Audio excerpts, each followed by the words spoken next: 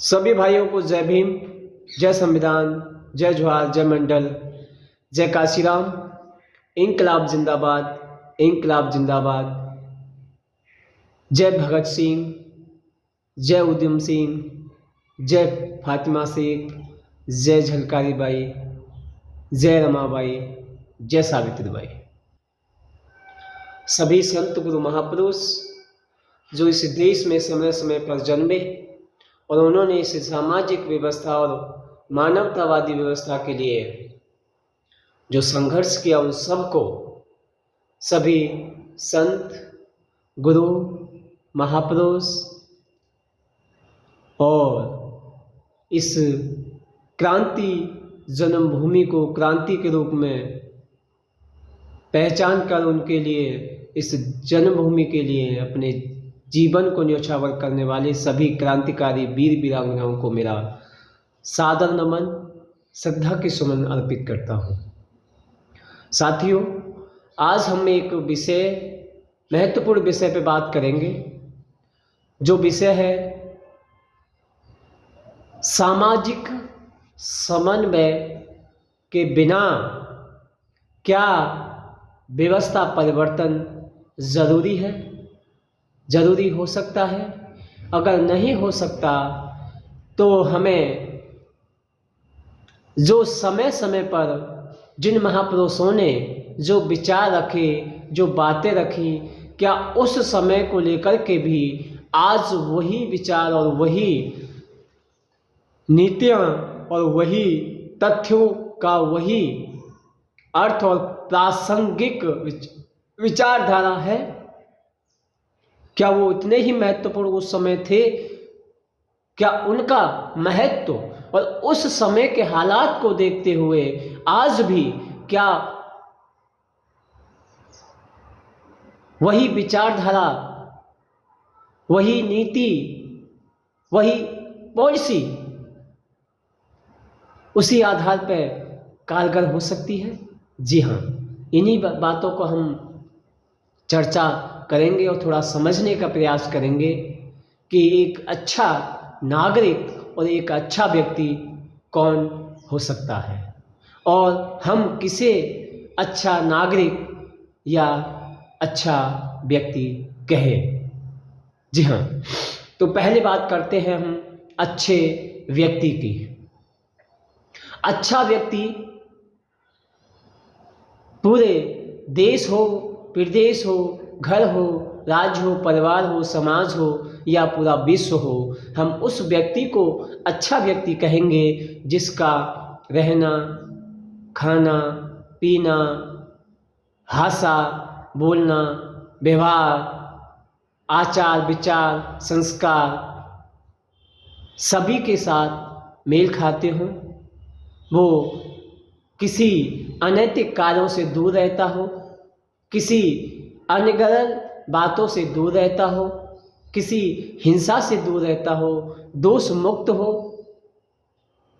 इन सारे नेक आचरणों वाले व्यक्तियों को हम अच्छा व्यक्ति कहेंगे। ये सामाजिक ताने बाने की पहचान है, एक परिभाषा है कि जो दोष मुक्त हो, किसी प्रकार से व्यभिचार में न हो,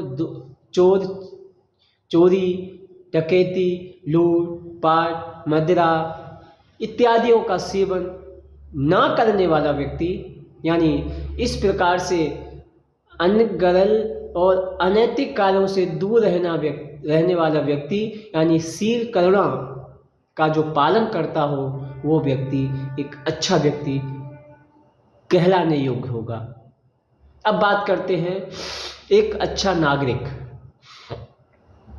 नागरिकता किसी व्यक्ति विशेष को किसी देश के आधार पर दी जाती है, जिस देश का वो रहने वाला हो, जहाँ उसका जन्म हुआ हो, वो उस देश का नागरिक हो जाता है। हम समाज के उन सभी भाइयों से ये कहना चाहते हैं, ये समझने का प्रयास कर रहे हैं, इस वीडियो को बड़ा ध्यान से सुनिएगा कि अच्छा नागरिक कौन हो सकता है। अच्छा नागरिक होने के लिए उसकी क्या प्राथमिकता होनी चाहिए।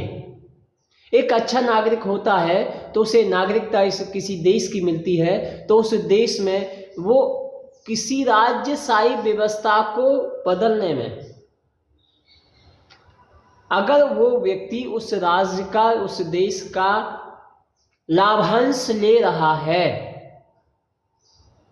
नौकरी, रक्षा सुरक्षा, सुख सुविधाएं, यातायात, विकास और वहाँ की लोकतांत्रिक व्यवस्थाओं का लाभ ले रहा है अपने जीवन में, और उसके बाद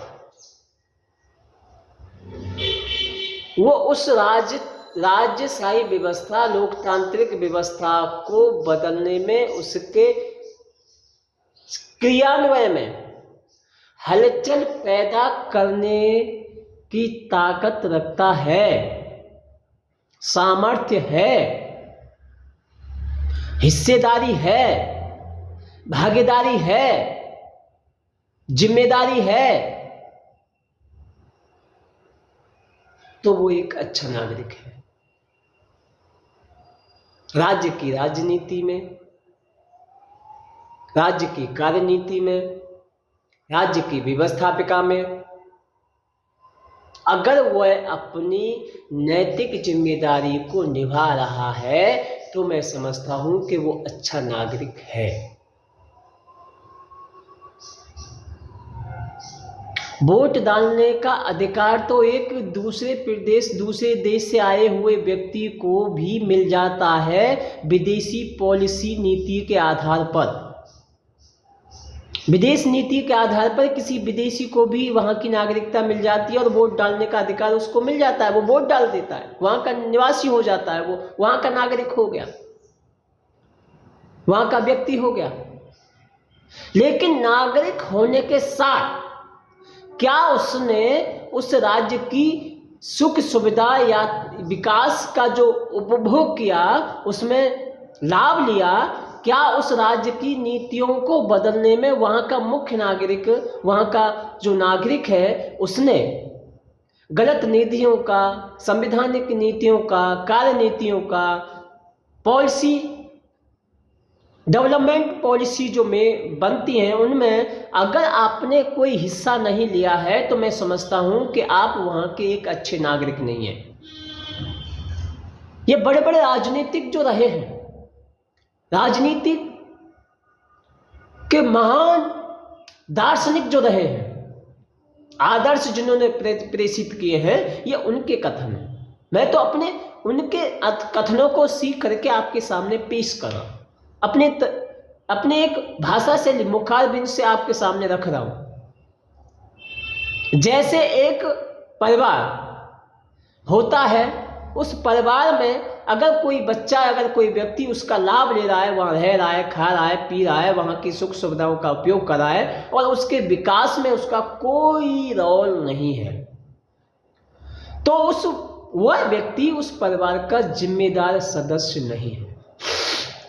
ठीक उसी प्रकार अच्छे आचरण होना, अच्छी आदतें होना, अच्छे आपके गुण होना एक अच्छे नागरिक के लक्षण नहीं है।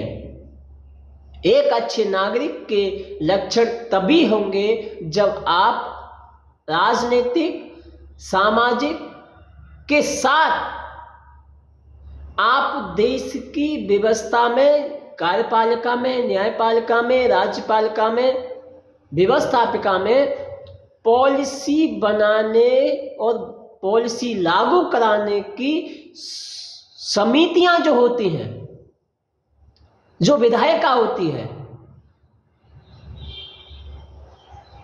जो संसद होती है, उसमें हिस्सेदारी ले लें,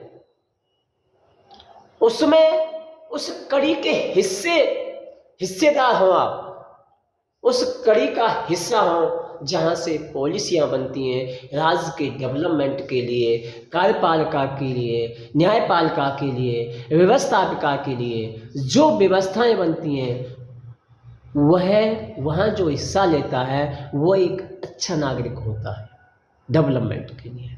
अब आप सोचिए कि आप कहाँ खड़े हैं, आप जीवन की यात्रा में किस पायदान पे हैं। अगर आप हैं इस पायदान पे तो मैं समझता हूँ कि आप एक अच्छे नागरिक हैं।